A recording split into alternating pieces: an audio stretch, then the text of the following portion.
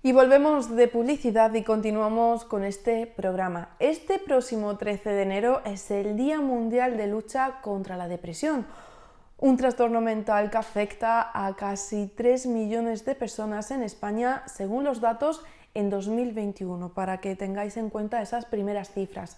Para hablar de este trastorno, de cómo afrontarlo y de cómo ayudar a las personas que lo sufren, tenemos como invitada a Paola Arrufat, psicóloga de la Clínica Veris de aquí de la ciudad. Pero antes vamos a darle la bienvenida. Bienvenida, Paola, ¿qué tal? Muy bien, muchas gracias, encantada de estar aquí. Feliz año, aunque estemos ya en este 11 de enero, continuamos felicitando el año, pero comenzamos este año hablando de salud mental y qué mejor pues volverte a tener aquí en este programa para ello. Como bien había dicho, en 2021 3 millones de personas en España eran diagnosticadas con este trastorno de salud mental, pero para tener también más datos sobre la mesa, para que también los espectadores que nos estén viendo sepan el alcance que llega esta enfermedad mental, estamos hablando de que es un trastorno depresivo, afecta a casi 40 millones de personas en Europa. También según la Organización Mundial de la Salud, que ya también tenemos pues relación y ya la vamos conociendo un poquito más este organismo, cifra de que, afirma de que esta va a ser la enfermedad más importante en 2023 y en cuanto también a algunos datos para seguir y empezar con esta entrevista, 78% de la población también padece ansiedad, que suele ser esa antesala, y en 2023 se han registrado 44.000 casos de depresión resistente en el país. Sabiendo este escenario, un escenario un poquito negro, por así decirlo, cuéntame como psicóloga y como profesional, pues bueno, ¿cuál es la situación también de esta enfermedad mental aquí en la ciudad? Pues realmente correlaciona con los datos que has contado a nivel de España y a nivel de Europa. Es decir, realmente es muy prevalente, se da con mucha insistencia y con mucha prevalencia aquí en nuestra ciudad, lo vemos diariamente en consulta prácticamente. Y como bien decías, es actualmente la segunda dolencia en salud mental más prevalente, la primera sigue siendo actualmente la ansiedad, pero es que van ligados de la mano. La depresión es un trastorno en salud mental que afecta además a cualquier edad, se da en niños, en adolescentes, en jóvenes y también en la tercera edad, aunque es verdad que el rango en el que se da con más insistencia es entre los 25 y 45 años aproximadamente, que es cuando, como decías, se cronifica o se hace resistente, por decirlo de alguna forma. Normalmente ha empezado en la antesala de la adolescencia, pero se ha hecho más fuerte en esa adultez más joven. Los factores que hacen que aparezca la depresión además son multifactoriales, es decir, no depende solamente de una causa, que la gente cree que sí, pues por ejemplo viene de un proceso de duelo o de un despido, pero no tiene por qué, es multifactorial. Es decir, afecta por ejemplo a nivel de genética, es decir, si tienes por ejemplo un familiar que ha tenido anteriormente y que es de primer grado depresión, tienes más probabilidad de padecerla tú. También factores neuroquímicos, es decir, produce una desregulación a nivel serotoninérgico, luego factores contextuales y ambientales también, que son con los que lo suele relacionar la gente, pero como digo, también hay factores biológicos, genéticos, etc.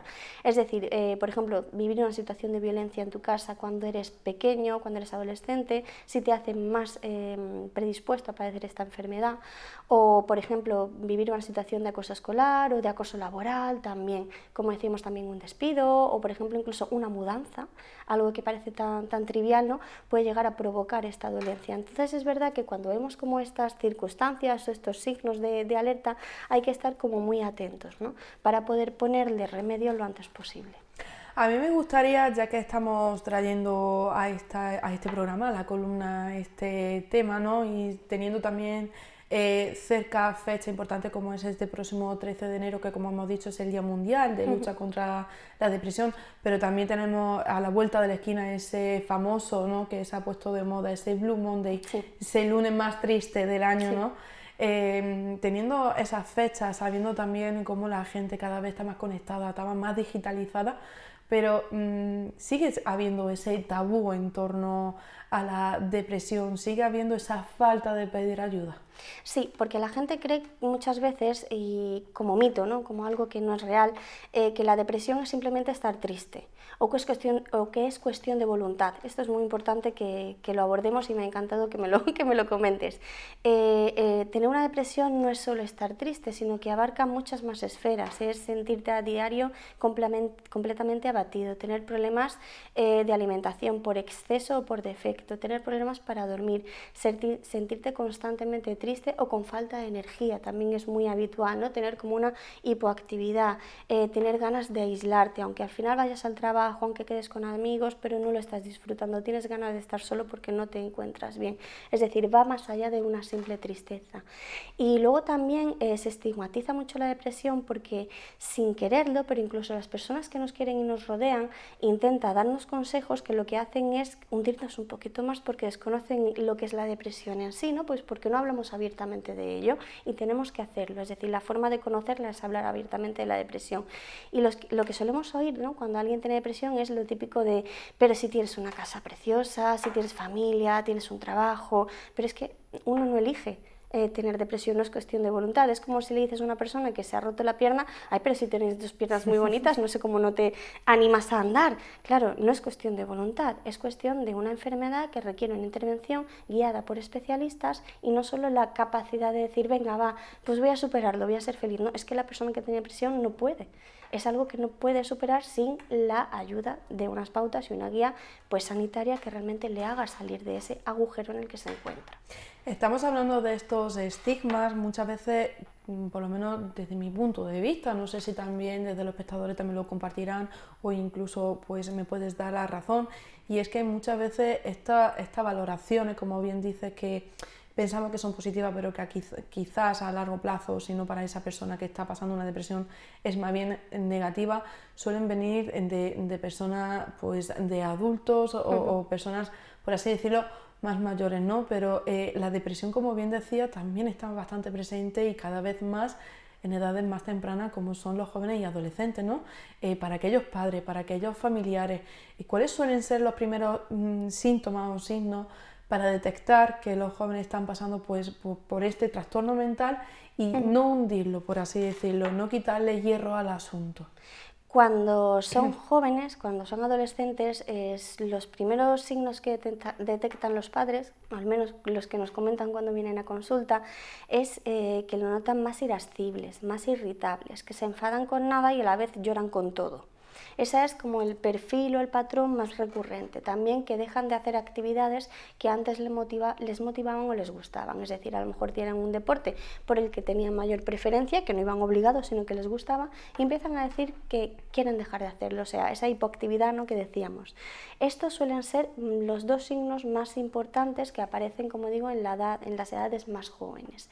Normalmente lo que ocurre es que nos vienen a consulta los padres diciéndonos: he notado un cambio, no sé qué le pasa, pero ahora no se relaciona, me contesta todo, está como súper irritable y no quiere hablar del tema. Y a ver si con vosotros se abre un poquito. Y efectivamente, cuando empiezan a abrirse, vemos que hay algo más detrás, que hay pues un inicio de un trastorno depresivo, que no pasa nada, que se puede intervenir con él, que vienen normalmente a tiempo, sobre todo cuando son jovencitos, e impedimos que luego sean adultos con un trastorno depresivo ya enquistado, resistente, como bien decías en un principio, que es más difícil de abordar porque has creado un hábito y un patrón que tienes que romper completamente. Cuando son jóvenes ese patrón disfuncional, digamos, todavía no está tan formado y es más fácil de tratar y de abordar desde la juventud. Ya estamos viendo la importancia, ¿no?, de por lo menos acompañar a toda aquella persona que tengan un trastorno depresivo, no solo acompañarla, sino también entenderla y empatizar, que muchas veces también pues se nos escapa ese término, ¿no?, de ponernos quizás en esa posición y, como bien tú decías, pues no echarle un poquito más de leña a ese fuego, pero también la importancia de contar con los profesionales. En este sentido, sabiendo ya pues un poco cómo identificar esos signos, ¿no?, siempre está ese mal dicho, por así decirlo, de imposible que tú tengas depresión porque siempre te veo sonriendo, siempre te veo feliz, ¿no?, o siempre estás bien, o cuando te veo con la gente siempre te relacionas, pero a nivel ya no solo familiar, sino también a nivel pues bien social, compañeros de trabajo o amigos, ¿cómo podemos acompañar, cómo podemos ayudar o qué hacer, ¿no? Para, ya no solo con esos comentarios, como bien decíamos, pero cómo podemos ayudar a esa persona a que pueda superar este trastorno mental. Acompañando y escuchando. Es muy importante. Muchas veces creemos que cuanto más le hablemos va a ser mejor y al final metemos la pata porque le solemos hacer sentir culpables a las personas que tienen depresión, porque caemos, como decías, en esos comentarios que en vez de hacerles sentir bien dicen: jolín, es que lleva razón, es que tengo una casa, es que tengo que comer, tengo amigos, ¿por qué me siento así? Y encima hacemos que se sientan culpables. Sin embargo, si nos sentamos con ellos, hablamos abiertamente: te noto decaído, te noto decaída, te noto triste, es que has dejado de hacer las cosas, o si son amigos, has dejado de quedar con nosotros, ¿qué podemos hacer por ti? Simplemente lanzar la pregunta y acompañarles en la respuesta. A lo mejor ni siquiera saben respondernos, pero seguimos acompañando y seguimos escuchando, y habrá un momento en el que algo tenga que decirnos y es ahí donde nos vamos a agarrar. Por ejemplo, pues es que tengo falta de energía, o venga, no te preocupes, y le respondemos: vamos a hacer un plan en casa, en el que no tengas a lo mejor ni que vestirte, vengamos a hacer pues una tarde de juegos en casa, ¿no? En el momento en el que empezamos a acompañar y a escuchar más que a hablar, ¿no? Que nos ponemos nerviosos y con esos nervios decimos de todo, en ese momento es cuando realmente empezamos a ayudar de verdad. Y también, al sentirse acompañados, tenemos la oportunidad incluso de decirles: oye, ¿quieres que te acompañe a un especialista, que lo veamos juntos, si no quieres ir solo o sola, y que en un principio pues veamos si esto es algo que puedes hacer o solventar tú solo o sola, o realmente necesitas ayuda? Si quieres te acompaño y lo preguntamos, por si te quedas bloqueado o bloqueada, si quieres pues yo te ayudo a expresarlo, las cosas que me has contado, etcétera.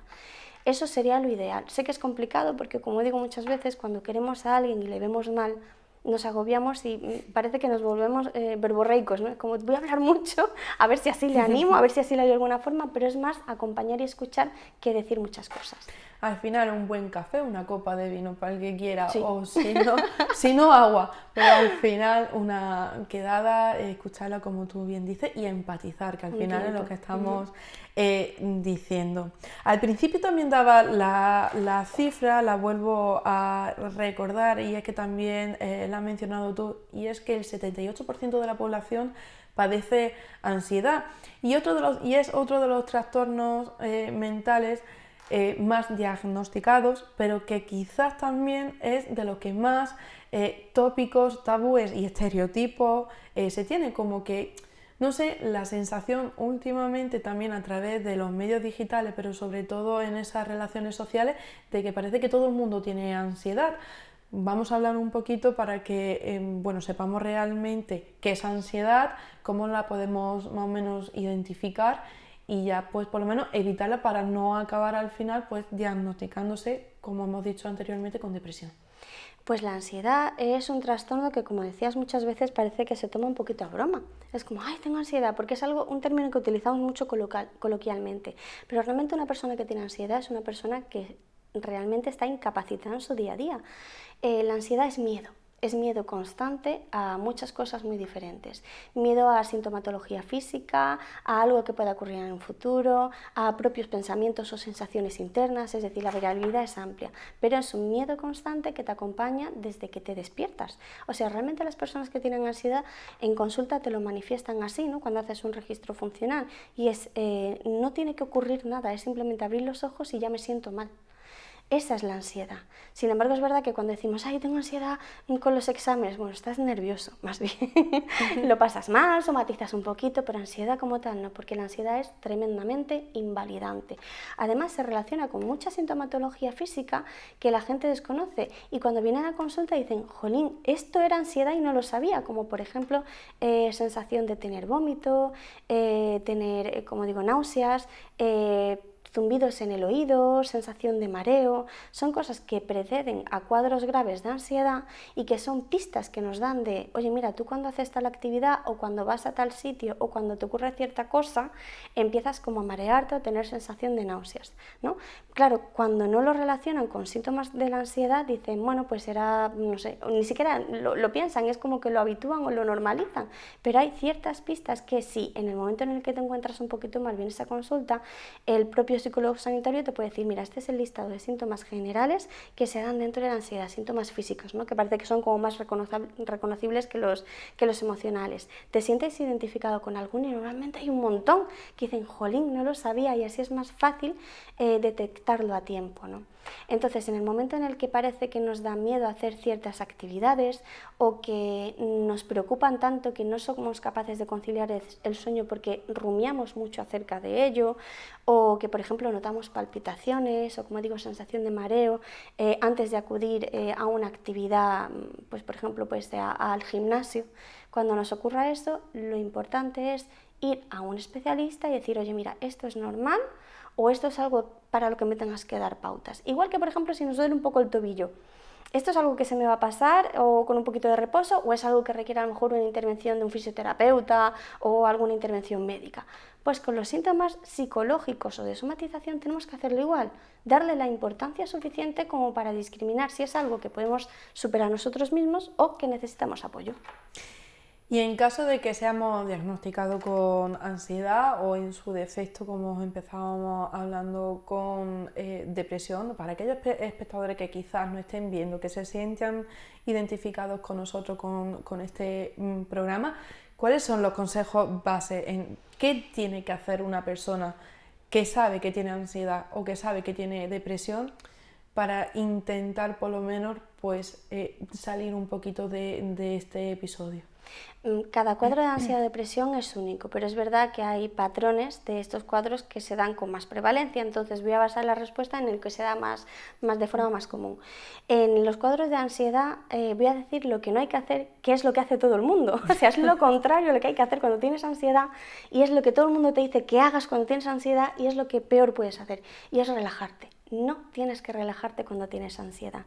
¿Por qué? Porque la ansiedad se afronta haciéndole frente a la ansiedad, no intentando esconderla o enmascararla detrás de una relajación, por ejemplo. Te puede servir como una técnica en un momento determinado que va guiado por un profesional que te dice, aquí es cuando tienes, por ejemplo, que practicar la respiración o la relajación en imaginación o lo que yo te he enseñado a hacer. Pero, por ejemplo, cuando tienes esa activación de sintomatología, de taquicardia o de sensación de vómito, no vale hacer la respiración o relajarse, porque lo que tienes es miedo a esa sintomatología de ansiedad. Entonces tienes que afrontarla para ver que hay un pico que se eleva, pero siempre hay una inflexión que baja. Entonces, si evitas llegar a esa inflexión, siempre vas a tener miedo a esa sintomatología física que te provoca la ansiedad y nunca la vas a superar.